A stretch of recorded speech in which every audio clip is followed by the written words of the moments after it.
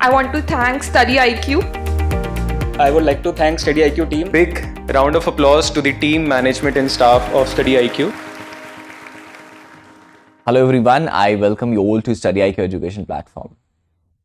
आप सबने कभी ना कभी ये डिबेट सुना होगा कि अफीम की खेती भारत में लीगलाइज कर देनी चाहिए।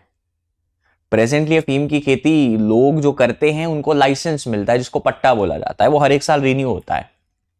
तो डिमांड्स हैं कि भाई सारे भारतीयों को अफीम की जो खेती है वो करने देनी चाहिए, हां या ना। कंक्लूजन पे हम तभी पहुंच पाएंगे अगर हम इन जैसे मुद्दों के हिस्टोरिकल बैकग्राउंड के ऊपर हमारी ग्रिप होगी।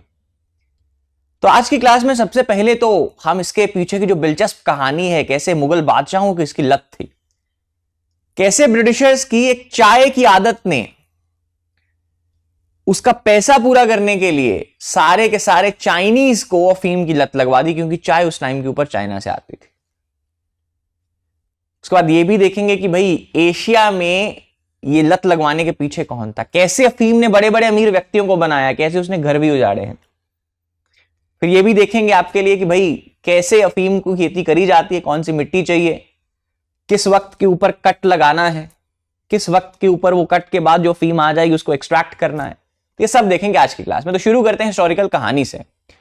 तो बेसिकली 16वीं शताब्दी तक भारत, अफगानिस्तान और सेंट्रल एशिया वाला एरिया भी, यहां पे जो अफीम का सेवन था ये किया जाने लगा।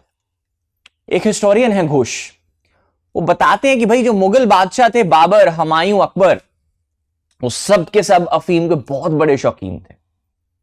उन्होंने लिखा है कि जहांगीर के बारे में एक बात लिखी है कि वह हर शाम अफीम की एक गोली के साथ 6-7 प्याले शराब के पी के ही सोते थे, इतने शौकीन आदमी थे। लेकिन ये तो थी चलिए मुगल बादशाहों की बात, लेकिन ओपियम की भारत में प्रचलित होने की जो असली कहानी है ना, वो जुड़ी है चाय से। दरअसल ब्रिटिशर्स को 1650 के आसपास, 1650s के आसपास चाय की ना बहुत ही ज्यादा बुरी लत लग चुकी थी। हाल ये था कि भाई इतना बड़ा ब्रिटिश साम्राज्य था, उसका 10% रेवेन्यू सिर्फ खर्च होता था चाय का खर्चा पूरा करने में।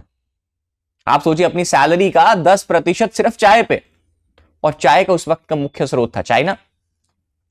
तो ब्रिटिशर्स ने क्या किया, 1793 की फरवरी में जॉर्ज मैकर्टनी नामक एक व्यक्ति थे, उनको एक हिंदुस्तान नामक समुद्री जहाज लेके उस वक्त के जो चाइनीज एम्परर थे कियान लोंग, उनका 83rd बर्थडे आ रहा था। तो बोले 83rd बर्थडे में कुछ गिफ्ट भेज के इंप्रेस करते हैं एंड फिर चाय सस्ते रेट्स पे लेंगे।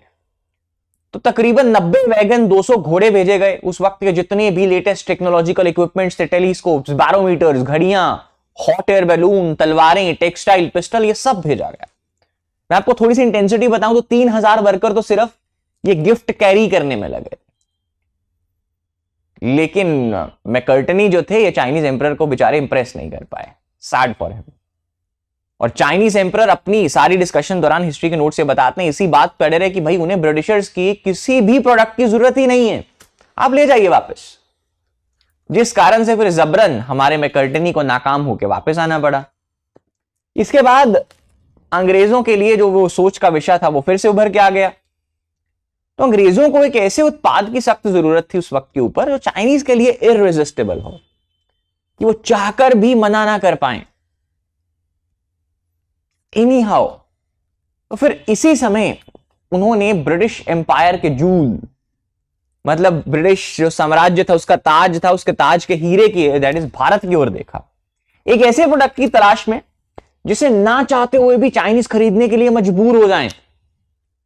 और इसी समय आपकी ओपियम यानी कि पॉपी के पौधे से सावधानी से एक्सट्रैक्ट करी गई नशीली अफीम उनके बचाव में आई, जिसे चबाया भी जा सकता था, जिसे स्मोक भी किया जा सकता था, जिसे पिया भी जा सकता था। और इसकी ऐसी लत लगती थी कि एक बार जब कोई इसका उपयोग करना शुरू कर देता था ना, आज के टाइम पे भी, वो कभी फिर पीछे नहीं हट पाता। पंजाब में आज भी बोला जाता है घरों के घर बेच देती है ये अफीम। तो जैसा कि एक व्यक्ति है मैनुअल, उन्होंने ब्रिटिशर्स को कितनी जरूरत थी अफीम की, इसका हवाला ये बताया है कि भाई उस वक्त के ऊपर इन्होंने बंगाल और बिहार की जो अधिकतर एग्रीकल्चरल इकोनॉमी थी उसको सिर्फ अफीम प्रोडक्शन की एक मशीन में ही बदल दिया था। इतना इनको अपनी चाय की लत थी कि भाई इन्होंने लोगों को अफीम की लत लगवा दी। इसके बाद उनके जो एजेंट्स थे वो चाय के बदले में पहले तो इलीगल रूप से चाइना में अफीम भेजने लगे ताकि चाइनीज को थोड़ा स्वाद तो लगे, और सालों मतलब 10-15 साल के टाइम में ही उनका जो रेवेन्यू 10% जा रहा था वो फिर से भरने लगा। आपको भारत की ड्रग प्रॉब्लम के अंदर एक फेमस गोल्डन ट्रायंगल सुना होगा आपने, उसकी स्थापना भी इसी वक्त पे हुई थी। मैनुअल यहां तक लिखते हैं कि भाई Britishers at this point of time were enabling the longest running drug deal in the history of the world. Britishers इस वक्त के ऊपर जो विश्व का इतिहास है उसमें चलने वाली सबसे लंबी ड्रग डील की कहानी की रचना भी कर रहे थे। उन्होंने चाइना और भारत में लाखों लोगों को नशे की लत पे लगाया, जबकि यही वो टाइम था उन्होंने अपने घर इंग्लैंड में इसी वक्त के ऊपर अफीम के खिलाफ कानून पास करा था। तो ये तो थी जी अफीम में और ब्रिटिशर्स की कहानी कहां से आई, लेकिन पॉपुलर कैसे हुई? आना तो ठीक है, लेकिन भारत में पॉपुलर कैसे हुई? ऐसे कई कारण हैं जिनकी वजह से अफीम को जो पूर्व यानी कि ईस्ट में इतनी लोकप्रियता हासिल हुई। हालांकि आप ये बात आपको दिमाग में रखनी है कि भाई ये जो पौधा है वो यहां का है नहीं है, ये बाहर से आया है पौधा।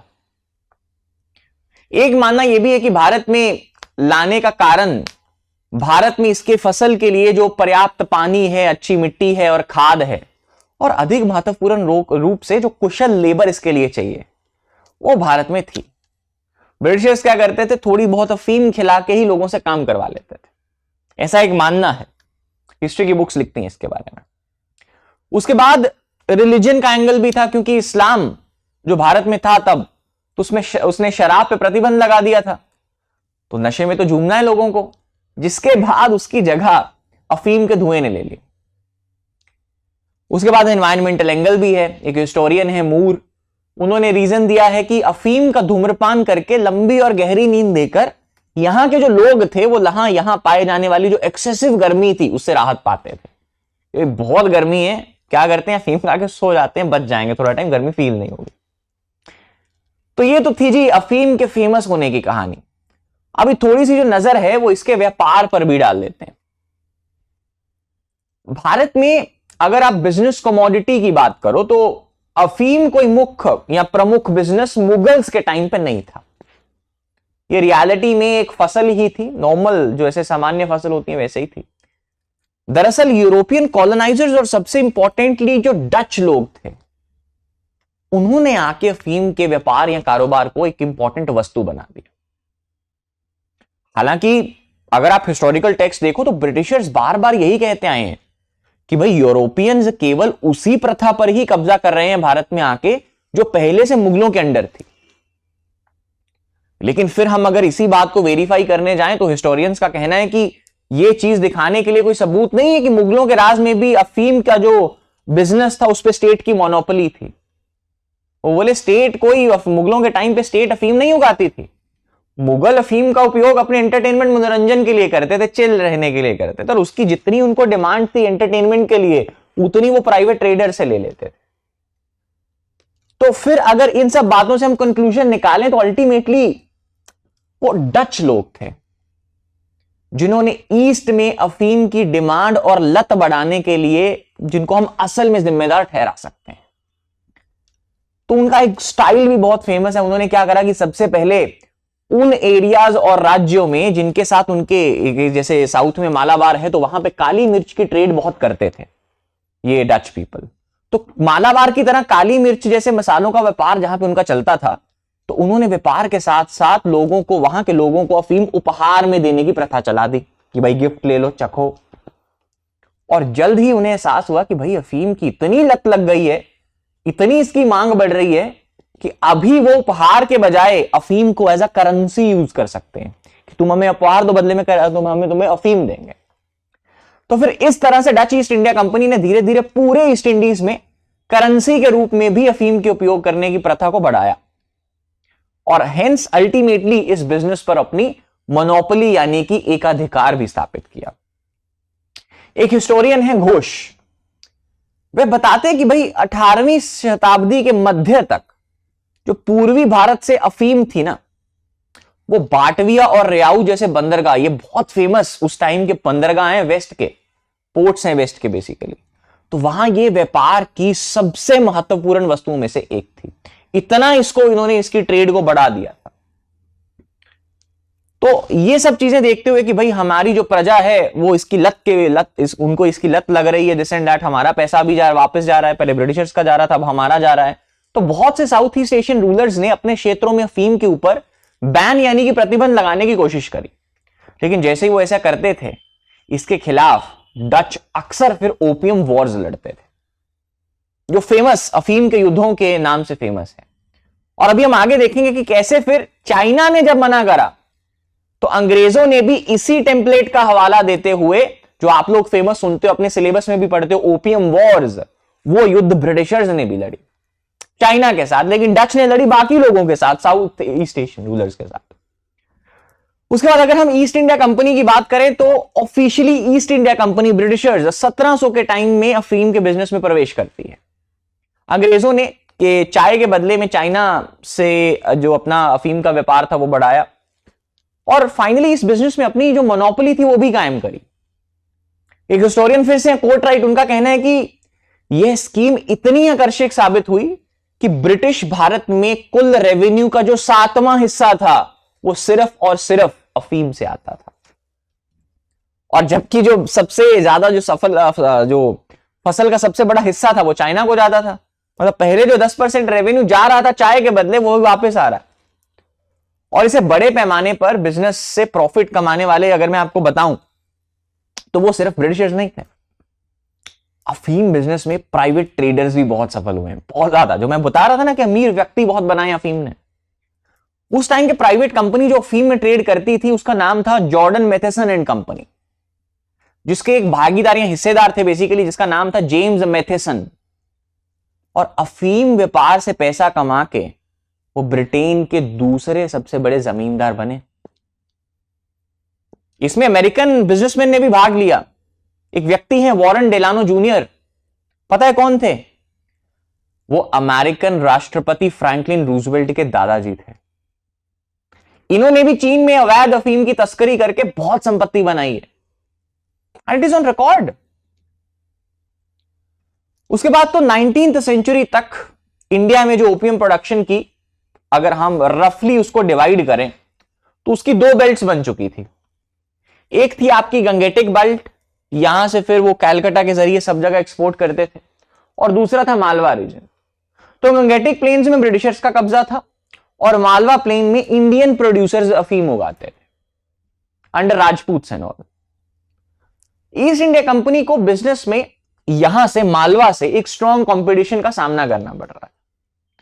ये मालवा अफीम के जो इंडियन प्रोड्यूसर्स थे उनसे ये कंपटीशन था ब्रिटिशर्स का।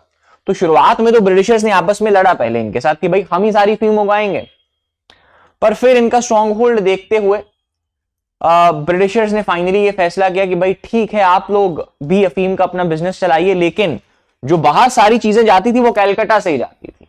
तो उन्होंने बोला कि ठीक है, आप जो ट्रांजिट अपना रूट का टैक्स होगा वो हमें देते रहिए, बाकी आप अपना चलाते रहो। उसके बाद हिस्टोरियंस फिर इसी बात की वजह से लिखते हैं कि भाई इसी वजह से मुंबई की तुलना में कैलकाता की तुलना में मुंबई के जो बिजनेसमैन हैं, है ना, वो ज्यादा बिजनेस में सक्सेसफुल हुए। ये वो मालवा वाला रीजन यही है। एक पारसी व्यापारी थे, तो पारसी व्यापारी बेसिकली पारसियों की अगर कलेक्टिवली बात करो तो सबसे पहले उनकी प्रेजेंस थी इनमें, अफीम ट्रेड में।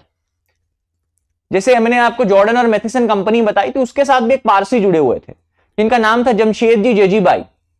वो देश के सबसे अमीर व्यक्तियों में से एक बन गए थे। अपनी जो नई संपत्ति के साथ जेजीबाई ने रोड्स, वाटर वर्क्स और फेमस जेजे हॉस्पिटल और जेजे स्कूल ऑफ आर्ट्स का भी निर्माण किया मुंबई में। ये वही व्यक्ति हैं।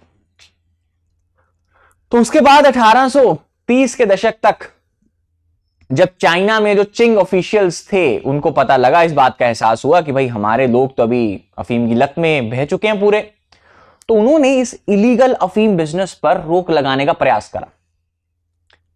तो जब से ही उन्होंने जो इलीगल अफीम बिजनेस था उस पर रोक लगाने का प्रयास करा, क्योंकि तब 16.2 मिलियन चाइनीज वो डेली मतलब ओपियम खाते थे।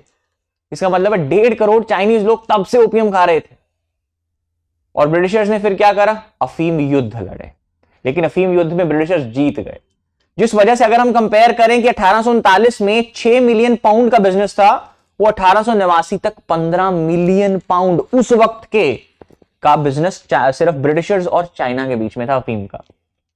लेकिन यह ध्यान योग्य है कि भाई जो कॉलोनियल बिजनेस ने अफीम के अलावा चीन में ना शकरकंदी, मूंगफली और अन्य जो पौष्टिक फसलें थी वो भी लेके आए वो, जिसके चाइनीज की पॉपुलेशन जो थी वो कंटिन्यूअस उसमें ग्रोथ पॉसिबल हो पाई, जो आज हम पॉपुलेशन देखते हैं। एक रीजन इसका ये भी दिया जाता है, और इसी के रिजल्ट में चाइनीज का बड़े पैमाने के ऊपर चाइना से माइग्रेशन शुरू हो गया बाकी वर्ल्ड में।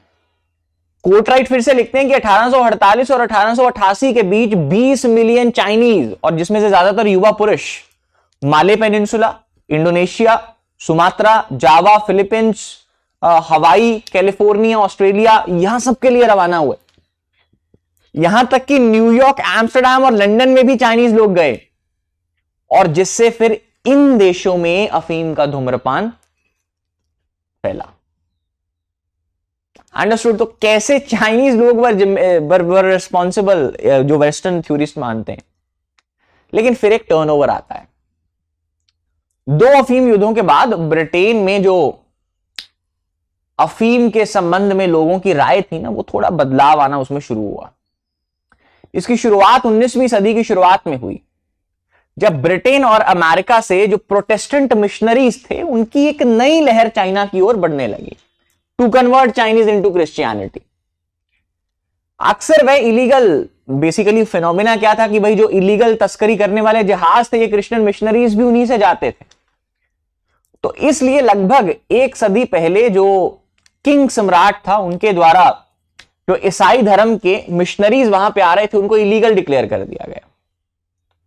तो अभी उन्होंने घर जाके वापस बोला कि भाई हमें इलीगल डिक्लेयर कर रहे हैं तो हम कैसे रिलीजियस कन्वर्जन कर पाएंगे। तो इस वजह से थोड़ा विचार बदलना शुरू हुआ। लेकिन फिर जब मिशनरीज थे वो अंदर गए चाइना में, तो उनको एक हार्श रियलिटी का सामना भी करना पड़ा कि किस तरह से अफीम ने चाइनीज सोसाइटी के ऊपर बुरा प्रभाव डाल दिया है। और उन्होंने ये भी रियलाइज करा कि भाई किस तरह से ये अफीम ही है जो हमें चाइना में क्रिश्चियनिटी की शुरुआत है उसको करने में एक बाधा बन रही है, सबसे बड़ा ऑब्स्टेकल बन रहा है। एक मैनुअल है, मैनुअल ने अपनी पुस्तक में चीन के जो पहले ब्रिटिश मिशनरियों में से एक थे वॉल्टर मेडहर्स्ट, उनका एक एग्जांपल दिया है। तो मेडहर्स्ट इस फैक्ट की निंदा करते हैं कि भाई जब उन्होंने एक एक्सपेक्टेड कन्वर्ट, जिनको लग रहा था कि भाई वो कन्वर्ट हो जाएगा, उससे संपर्क करा, तो उस एक्सपेक्टेड कन्वर्ट ने उनको बोला कि भाई क्रिश्चियन हमारे लिए अफीम क्यों लेके आते हैं,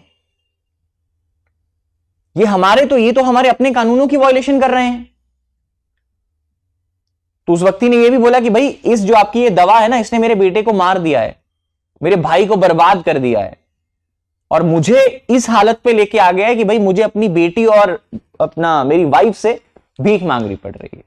और डेफिनेटली जो लोग इस तरह के नशे का एक्सपोर्ट करते हैं अपने प्रॉफिट के लिए, मुझे चोट पहुंचाते हैं, तो कभी भी उनका जो रिलीजन है वो मेरे रिलीजन से बेटर नहीं हो सकता। तो आप लौट जाइए वापस। तो ये कुछ सामना इन बातों का चाइनीज सोसाइटी में क्रिश्चियन मिशनरीज को करना पड़ा। तो उसी वक्त फिर जब क्रिश्चियन मिशनरी थे चीन में अफीम के उपयोग के खिलाफ उन्होंने अभियान चलाए, इस मुद्दे पर फिर ब्रिटिश की राय बदलना भी शुरू हो गई।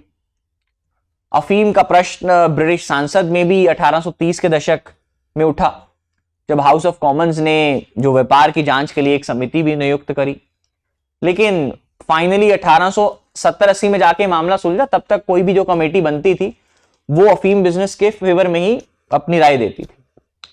दूसरी ओर भारत में जैसे ही सदी के अंत में आजादी की लहर चलने लगी, तो राष्ट्रवादी नेताओं को अफीम के मुद्दे का सामना करना पड़ा। मामला पेचीदा था थोड़ा, क्योंकि अफीम से होने वाला जो आर्थिक लाभ था और इसकी जो दवा थी, है ना, तो आर्थिक लाभ और सोशल हार्म को अगर हम कंपेयर करें तो ये बहुत बड़ा डायलेमा था हमारे फ्रीडम फाइटर्स के सामने। बहुत लोगों ने इसका फेवर करा कि भाई अफीम की खेती हां जी कर देनी चाहिए। दादा भाई नरौजी भी लिखते हैं कि भाई अफीम एक बड़ी बुराई हो सकती है, लेकिन नेशनल बैंकरप्सी उससे भी बड़ी बुराई। तो कुछ इस तरह से फिर आजाद भारत में अफीम का किस्सा बरकरार रहा। आजादी के बाद अप्रैल 1950 से अफीम की जो खेती है और प्रोडक्शन है उसका कंट्रोल बिल्कुल जो अपनी सेंटर की सरकार थी उसका जिम्मा बन गया। तो अभी कंप्लीटली जो सेंटर की सरकार है वही देखती है सब कुछ। भारत में जो अफीम पोस्त की खेती है वो केवल उन्हीं क्षेत्रों में की जा सकती है जो इंडियन गवर्नमेंट द्वारा नोटिफाइड है। इसमें अभी प्रेजेंटली अगर हम बात करें तो 3 ही स्टेट्स हैं, मध्य प्रदेश, राजस्थान एंड उत्तर प्रदेश। तो प्रेजेंटली ये 3 राज्यों तक ही जो अफीम की खेती है भारत में वो सीमित है। मध्य प्रदेश का एक जिला है जिसका नाम है मांदसौर, और राजस्थान के 2 जिले हैं, एक है चित्तौड़गढ़ और दूसरा है अपना ये झालावाड़। तो ये 3 जिले कुल मिला के भारत की फार्मिंग का जो ये अपना ओपीएम की फार्मिंग है उसका 80% हिस्सा बनाते हैं। तो मतलब ये 3 जिलों में ही कॉन्स्टिट्यूटेड है। एक और बहुत प्यारा फैक्ट है कि भारत उन कुछ देशों में से एक है जिन्हें इंटरनेशनल लेवल पर एक ऑफिस है यूनाइटेड नेशंस का, United Nations office on drug and crime, उसके द्वारा एक्सपोर्ट के लिए अफीम पोस्त की फार्मिंग करने की परमिशन दी गई है। सिर्फ भारत को है यह परमिशन। जो आप देखोगे ना यहां पे जो ये कट लगा के अफीम निकाली जा सकती है, ऐसा सिर्फ all over the world Bharat ही कर सकता है। अगर हम रेगुलेशन की बात करें तो भारत में narcotics, drugs and psychotropic substances act है 1985 का, और इसी के रूल्स हैं 1985 के। तो इन 2 चीजों के अंडर अफीम की खेती को भारत में गवर्न किया जाता है। अगर आप साइंस के एंगल से पूछो तो ओपीएम की अगर हम बात करें तो ये एल्कोलॉइड्स के ग्रुप में आता है। ये एक नेचुरली अकरिंग ऑर्गेनिक कंपाउंड्स होते हैं जिनमें नाइट्रोजन के एटम्स हैं। और एग्जाम्पल के तौर पर जैसे you will be surprised to know कि जो आप दवाइयां देखते हो, दवाई देखते हो ना, मॉर्फिन है ना, F I let me show you, हाँ, जो आप मॉर्फिन देखते हो जो पेन रिलीवर होती है ऑपरेशंस के टाइम, वो इसी से बनती है, अफीम से बनती है मॉर्फिन। ठीक है। उसके बाद अगर हम ये देखें कि भाई सबसे इंटरेस्टिंग क्वेश्चन कि जी अफीम की खेती करी कैसे जाती है, तो बेसिकली देखिए अफीम के ऐसे फ्लावरिंग प्लांट्स होते हैं। ठीक है, पहले उनमें फूल आता है इस तरह का, और फूल में से उसके बाद जब फूल झड़ जाता है तो आपको ऐसे बल्ब देखने को मिलेंगे। फॉर एग्जाम्पल ऐसे बल्ब, ये बल्ब रह जाते हैं। तो अभी जो इस फोटो में आप लोग बल्ब देख रहे हो, ये बल्ब थोड़ा कम उम्र का बल्ब है। ठीक है, जब इसकी एक एडिक्वेट उम्र आएगी ना, जो एडिक्वेट उम्र, ना ज्यादा ये बड़ा चाहिए ना ज्यादा हमें छोटा चाहिए। ठीक है, उसके बाद जब इनकी उम्र आएगी तो ये 2 तरह के इक्विपमेंट्स इनके पास होते हैं। ये जो आप ये वाला इक्विपमेंट देख रहे हो ना, इसके जो ये डॉट्स आपको दिख रहे हैं, ये कुछ नहीं, ये ब्लेड्स हैं, ये वाले छोटे छोटे बिल्कुल पतले पतले ब्लेड्स होते हैं। ठीक है, और उसके बाद एक ऐसा गोल सा इस तरह का इक्विपमेंट होता है, क्योंकि जैसे मान लीजिए ये गोल बल्ब है तो इसके बाद ऐसे इसको स्क्रैच करके अफीम को निकाल लिया जाता है साथ से। ठीक है, तो ऐसा कट लगाया जाएगा। अभी अगर आप एज देखो तो ना ज्यादा बड़ा होना चाहिए ना छोटा होना चाहिए। बेसिकली उसके बाद करते क्या है, ये दोपहर को 1 बजे से लेके शाम के 4 बजे तक 3 घंटे होते हैं, उसमें इसके कट लगा देते हैं। जब कट लगाते हैं तो ऐसा एक गम या दूध जैसा सब्सटेंस बाहर निकलता रहता है, रसता रहता है सुबह तक, अगली सुबह तक। और उसके बाद फाइनली फिर वो उसका रंग कैसा हो जाता है, ऐसा ब्राउन कलर का। और फिर अगली सुबह 6 बजे से लेके 9 बजे तक वो क्या करते हैं, इसको एक्सट्रैक्ट कर लेते हैं इसके साथ। ठीक है, और फिर ये बेच के आते हैं कहां पे, जिन सेंटर्स को सरकार वहां पे खरीदती है बस, और प्राइवेट ट्रेड नहीं हो सकती इसके बारे में। Am I clear? तो कुछ इस तरह से अफीम को एक्सट्रैक्ट करा जाता है इससे। उसके बाद अगर आगे बात बढ़े तो उसके बाद इसको सुखाया जाता है। सुखाने के बाद, ड्राई करने के बाद फिर इसको मार्केट में बेच के आते हैं। रिसेंटली एक और भी चीज आई है कि 2021 तक ना भारत में जो फार्मर्स को अफीम अलाउ करी जाती थी वो सिर्फ एक गम एक्सट्रैक्ट कर सकते थे। ऐसी एक मेथड होता है सीपीएस मेथड। तो सीपीएस मेथड में क्या होता है कि भाई ये सारे का सारा जो बल्ब है जब ये सूख जाएगा वो बिकता है, वो भारत में अलाउड नहीं था, जो अभी कर दिया गया है, जिसको सीपीएस मेथड बोला जाता है। और सीपीएस मेथड में भी क्या होता है कि सारे का सारा जो बल्ब है आपका जब वो सूख जाएगा उसको बेच के आएंगे किसान। एंड फाइनली इसकी परमिशन इसलिए भी दी गई है क्योंकि अभी प्राइवेट कंपनीज को भी अलाउ कर दिया गया कि भाई वो सीपीएस मेथड से ये चीजें खरीद सकती हैं। तो प्राइवेट कंपनीज भी अभी ये खरीद सकती हैं। एक कंपनी जिसको लाइसेंस मिला उसका नाम है बजाज हेल्थ केयर, ठीक है। तो अभी हम और भी बाकी कंपनीज को भी लेके आएंगे। उसके बाद जैसे मैं आपको जिला बता रहा था, तो बेसिकली ये 3 स्टेट्स में कंसंट्रेटेड है। अपना मांडसौर में जिला है ना, उसके बाद राजस्थान के 2 जिले, तो 80% सारी की सारी फार्मिंग यहीं पे होती है। और उसके बाद अगर आप इसके मेडिकल यूजेस की बात करो तो ये मॉर्फिन बनाने में इस्तेमाल होता है। Morphine is a pain killer also. और बहुत लोग अभी भी जो बुजुर्ग हैं हमारे घरों पे वो फीम का सेवन है, जो usually it is still nowadays common in India, ठीक है, but it is illegal under NDPS. Clear? चलो, उसके बाद अगर इसके चैलेंजेस की देखें कि भाई अफीम एज अ ड्रग ट्रेड हमें चैलेंज कैसे पोर्ट्रे कर रही है, तो इसके लिए आपको 2 ज्योग्राफिकल लोकेशन समझनी होंगी। सबसे पहली जो ज्योग्राफिकल लोकेशन है वो है भारत। अगर लेट से दिस इज भारत की राइट साइड के ऊपर 3 कंट्रीज का एक ट्रायंगल बनता है जिसमें म्यांमार, लाओस एंड थाईलैंड आती है। तो यहां से जो ड्रग ट्रेड है, इलीगल ड्रग ट्रेड, वो इधर आती है। जैसे मैं आपको एक फिर से सरल एग्जांपल देता हूं। आपको पता है कि जो अभी मणिपुर का कॉन्फ्लिक्ट है उसके पीछे अफीम है। जो कुकी जोमी पॉपुलेशन थी, हमने ये सुना था उनके खेत जला दिए। किस चीज के खेत थे वो? पॉपी के खेत थे वो। This is how in this area जो अफीम है वहां की पॉलिटिक्स को भी इंपैक्ट करती है। तो जो कुकीज वहां पे माइनॉरिटी में हैं, उनकी यही तो प्रॉब्लम है कि भाई आप लोगों ने हमारे खेत जला दिए। वो खेत थे किसके? वो खेत थे पॉपी के। इलीगली कर रहे थे वो, ठीक है। उसके बाद अगर आप इस तरफ आ जाओ भारत के, तो हमारे पास एक गोल्डन क्रेसेंट बनता है जिसमें फिर से हमारे पास 3 कंट्रीज हैं, पाकिस्तान, अफगानिस्तान और ईरान। आपको पता है जो विश्व भर में जो ये अपनी ओपियम या अफीम की सप्लाई है वो अफगानिस्तान को अलाउड नहीं है। Afghanistan is not allowed to do it, but फिर भी 80% सारे विश्व की जो अफीम की डिमांड है वो अपना अफगानिस्तान ही पूरा करता है, ठीक है। That is Afghanistan.